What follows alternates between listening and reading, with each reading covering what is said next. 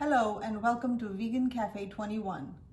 Today we are going to venture into the world of legumes and beans, and they're also called pulses at times.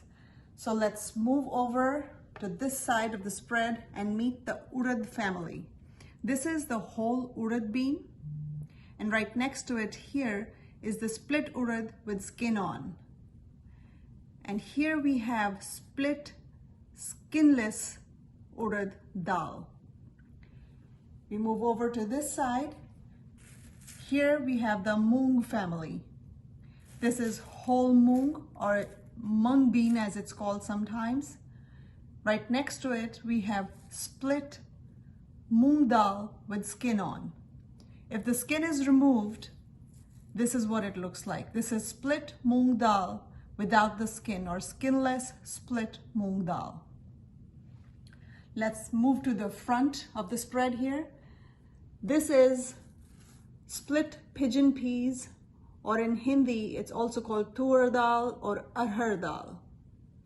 This is the dal that's used to make sambar with. I also make sweet and sour dal soup using the split pigeon peas. If you're interested, you can check out our video on our YouTube channel for the sweet and sour dal soup, which is made using this dal. Let's take a step further. Here we have whole black gram, and this is the split skinless version of the same thing. This whole black gram is also called kala chana in Hindi.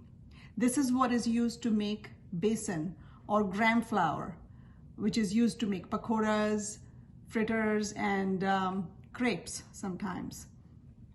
This is not the same thing as chickpeas. If we move a step further, you'll see these are the chickpeas. Sometimes people think of gram flour to be chickpea flour. It's not the same thing. Gram flour or besan is made out of black gram. If you grind the black gram with skin on, you get a more wholesome variety of gram flour. But generally it is made without the skin, by grinding the gram without the skin, which yields a yellow looking flour, which is the besan that we typically use to make pakoras and other preparations. It's very different from chickpeas. Right next to chickpeas we have Rajma or kidney bean. This is light red kidney bean, and it's used in a lot of preparations, from chilies to soups to making Rajma with lots of Indian spices. Very delicious bean. Take a step further. Here we have brown whole lentils. Great for lentil soup and a lot of other preparations. Next to brown lentils, we have split skinless lentils called red lentils. You also can find them in a whole variety, whole skinless lentils, but I don't have them on hand. So what I'm showing you is split red lentils, which is the same thing as this without the skin and in a split form. Now, when you're cooking these legumes and beans, it's a good practice to soak your whole beans overnight. It's good from many perspectives. If you're cooking a split lentil, it doesn't really matter whether you soak it or not, but for the whole varieties, it's important that you soak them overnight. As far as the water to lentil ratio, I would say for every cup of dal or legume that you're cooking, you would need to put at least 4 to 5 cups of water. It's good to start with 4 to 5, and if you find like your dal is thick once it's prepared, you can always thin it with more hot water. Remember to add hot water to thin your dal if you find it to be thicker than you would like for it to be.